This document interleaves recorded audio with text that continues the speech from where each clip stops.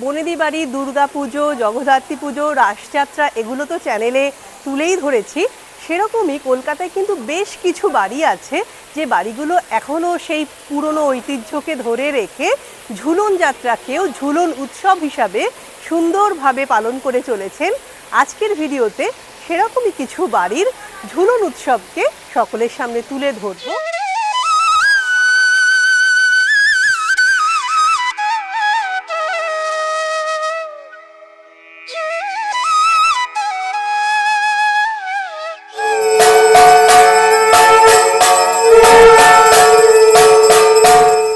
নমস্কার, অনন্যার সাথে ইউটিউব চ্যানেলে আপনাদের সবাইকে স্বাগত জানাই। আমি অনন্যা চলে এসেছি আবারও একটা সুন্দর নতুন ভিডিও নিয়ে। আর আজকের ভিডিওতে সকলকে ফিরিয়ে নিয়ে যাব আমাদের সকলের ছোটবেলায়।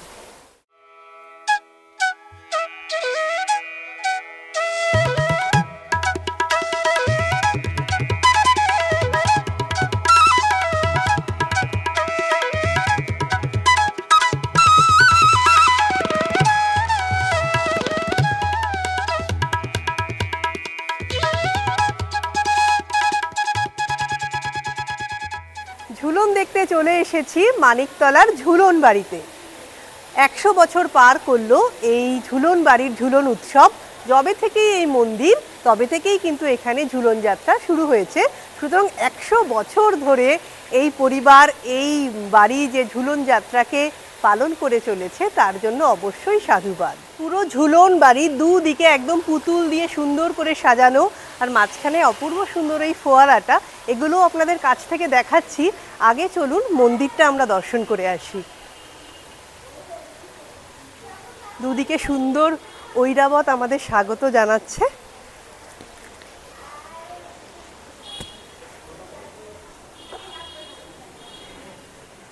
সিঁড়ি দিয়ে উঠে এই হচ্ছে ঝুলন বাড়ির ঠাকুর দালান।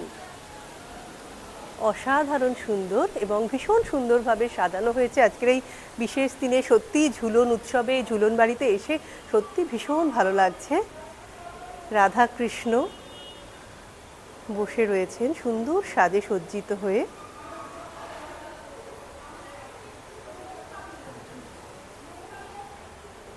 পাশে রয়েছে তাদের শয্যা, সেটাও বেশ সুন্দর, ছোট্ট একটা খাট সুন্দরভাবে সাজানো। পরিবর্গার সেই পুরনো দিনের পুরনো আভিজাত্য, পুরনো ঐতিহ্যকে সুন্দর বজায় রেখে চলেছে এই ঝুলন বাড়ি। এটা দেখে সত্যিই ভালো লাগছে। আর এই মন্দিরের দুপাশে সাদা দুটো একদম হাতি যেন সবাইকে স্বাগত জানাচ্ছে। রাধাকৃষ্ণ মন্দিরের ঠিক পাশেই বাঁদিকে রয়েছে বাবা ভোলানাথের মন্দির। বাবা ভোলানাথ বসে আছেন। বাবা ভোলানাথও স্বর্ণালঙ্কারে সজ্জিত হয়েছেন। আর ওই দিকে মূল মন্দিরের ডান দিকেও রয়েছে শিবলিঙ্গ।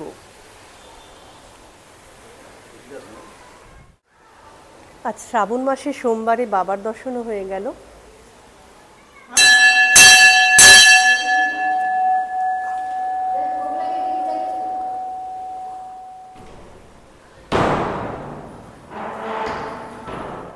মূল মন্দিরের একদম দুদিকে দুটো তুলসী মঞ্চও করা রয়েছে, এই দিকে একটা আর ওই দিকে মন্দিরের আরেক দিকেও রয়েছে আরেকটি তুলসী মঞ্চ।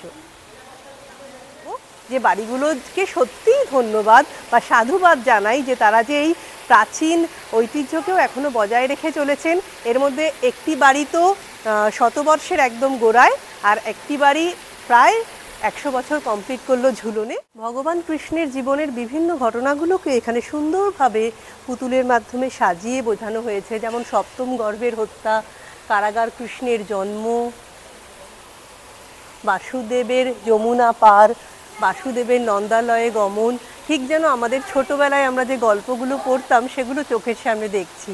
যশোদা ও গোপাল, পুতনাবধ, সেই পুতনাবধটা মনে আছে আমাদের বেশ ভালোভাবে।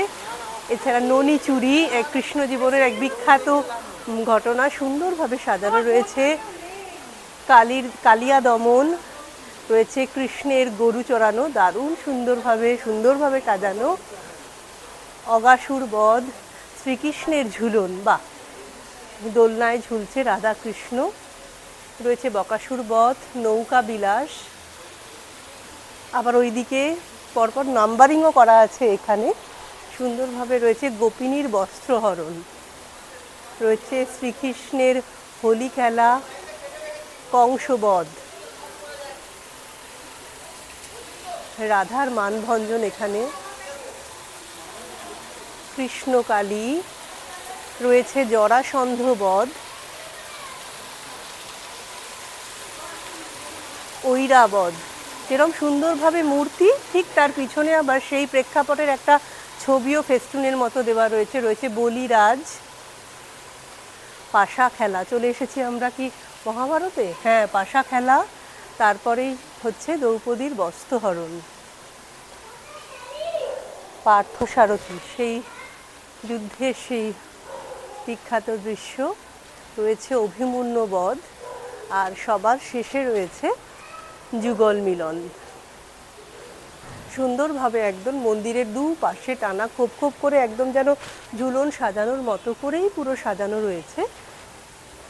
এছাড়াও মন্দিরের গায়েও কিন্তু প্রচুর ছবি একদম স্থায়ীভাবেই আটকানো, মানে খোদিত রয়েছে আর কি। সেখানেও বিভিন্ন ঘটনাকে একদম ছবির মাধ্যমে খোদাই করে রাখা হয়েছে। আমাদের ছোটবেলায় কিন্তু প্রতি ঘরে ঘরেই সমস্ত ছোট ছেলেমেয়েরা কিন্তু এই ঝুলনের সময় কোথায় ঘাসের চাই, কোথায় চুন সুরকি দিয়ে রাস্তা করা। আর আমার মনে আছে মেলা থেকে বিভিন্ন ছোট ছোট মাটির পুতুল কিনতাম, সেগুলো জমিয়ে রাখতাম ঝুলন সাজাবো বলে। শুধু আমি নয়, আমাদের বয়সী সবাই সেই সময়ের একটা রীতিই ছিল যে বাড়িতে বাড়িতে ঝুলন পাতা সাজানো, এক সপ্তাহব্যাপী রাখা। এখনকার প্রজন্মের মধ্যে সেটা পাওয়া যায় না বলবো না, কিন্তু অনেকটাই কমে গেছে।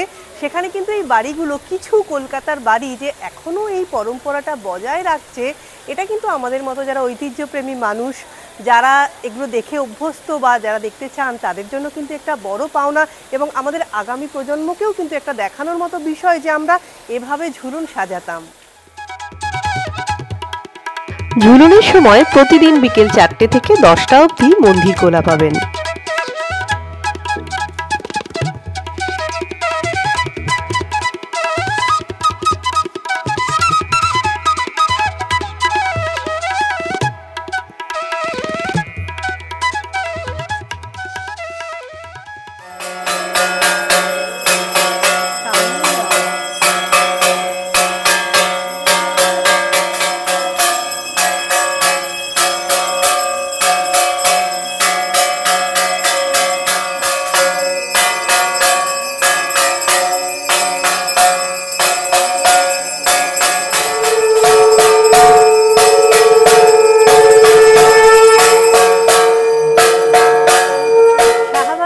ঝুলন বাড়ির আমরা ঝুলন দেখলাম, সন্ধ্যা আরতিও দেখলাম। পাশেই হচ্ছে মণ্ডল বাড়ি, সেখানেও কিন্তু খুব সুন্দরভাবে ঝুলন সাজানো হয়। আর এই যে রাস্তাটা, সেই রাস্তার দুধারে বসেছে মেলা, হরেক রকম জিনিস সেখানে, টুকিটাকি জিনিস থেকে খাওয়ার জিনিস সব কিছু রয়েছে।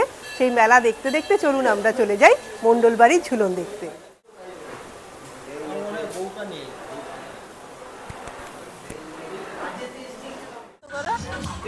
শাহবাড়ি থেকে কয়েক পা হাঁটলেই পৌঁছে যাওয়া যায় আর একটি ঝুলন বাড়িতে। মেলা চলবে সামনের 10 দিন ব্যাপী।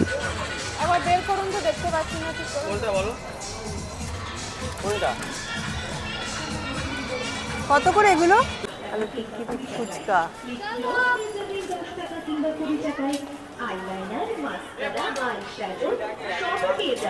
সব কিছু রয়েছে। মেলা বসছে। বাবা, কত রকম আলো!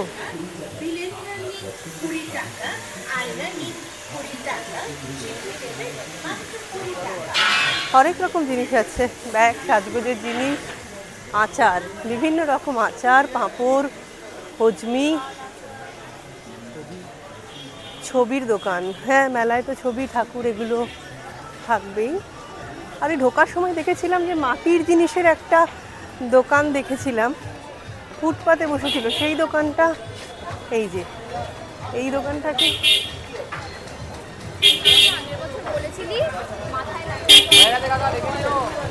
মেলার দোকান আর কি। ছোট ছোট খেলনা বাটির জিনিসপত্র, মাটির জিনিসপত্র, এই যে ছোট্ট বটি, এগুলো ছোটবেলায় আমরা কত কিনতাম। হাঁড়ি, কুড়ি, চামচ, এইগুলো দিয়ে পরবর্তী ঝুলন সাজাতাম আমরা।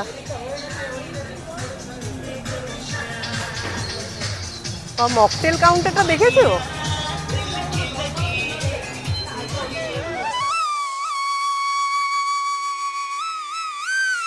চলে এলাম মণ্ডলদের ঝুলন উৎসব দেখতে। ওখানে ঐরাবত আমাদের স্বাগত জানিয়েছিল, আর এখানে ময়ূর জানাচ্ছে অভিবাদন। ছোটর মধ্যে অপূর্ব সুন্দর বাড়িটি। ঢুকেই ঠাকুর দালানে সাজানো হয়েছে ঝুলন, যেখানে রাধাকৃষ্ণ সখী পরিবৃত হয়ে অধিষ্ঠান করছেন। শতবর্ষের একদম গোড়ায় পৌঁছেছে এই বাড়ির ঝুলন যাত্রা। এখানে রাধাকৃষ্ণকে এক এক দিন এক এক রকম ভাবে সাজানো হয়।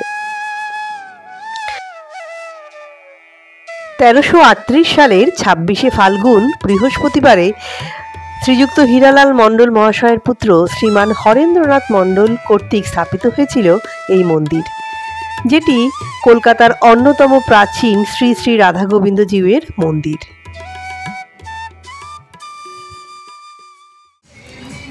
আর এইটা 40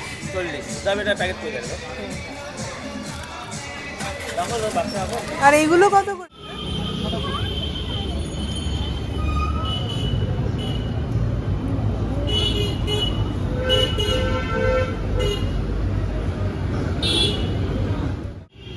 শাহবাড়ির সামনেই রাস্তার উপর এই জগন্নাথ বলরাম সুভদ্রার অপূর্ব মূর্তিটা দেখে ক্যামেরাবন্দি না করে কিন্তু পারলাম না।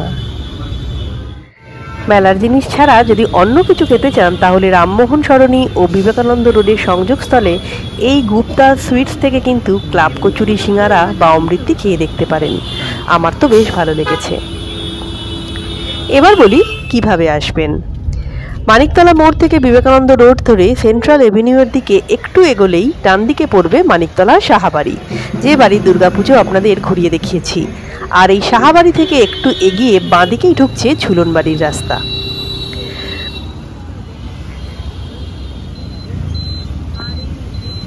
যদি মেট্রো করে আসেন তাহলে গিরিশ পার্ক মেট্রোতে নেমে ফুলবাগানগামী অটোতে করে ঝুলনবাড়ি বললেই নামিয়ে দেবে, আর ভাড়া নেবে 10 টাকা।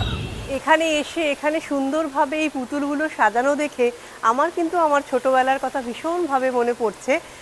আপনাদেরও যদি মনে পড়ে সেটা অবশ্যই কিন্তু কমেন্ট করে জানাবেন আপনাদের, বা এরকম যদি আরও কোনো বাড়ির আপনারা ঝুলন যাত্রা দেখে থাকেন বা এর সাথে যুক্ত থাকেন সেটাও জানাবেন। আর কেমন লাগলো, আপনাদেরও কি সত্যি সত্যি স্মৃতি রোমন্থন হলো, সেটা কিন্তু অবশ্যই কমেন্ট করে জানাবেন ভিডিওতে। আর ভালো লাগলে লাইক ও শেয়ার তো অবশ্যই করবেন। ভালো থাকবেন।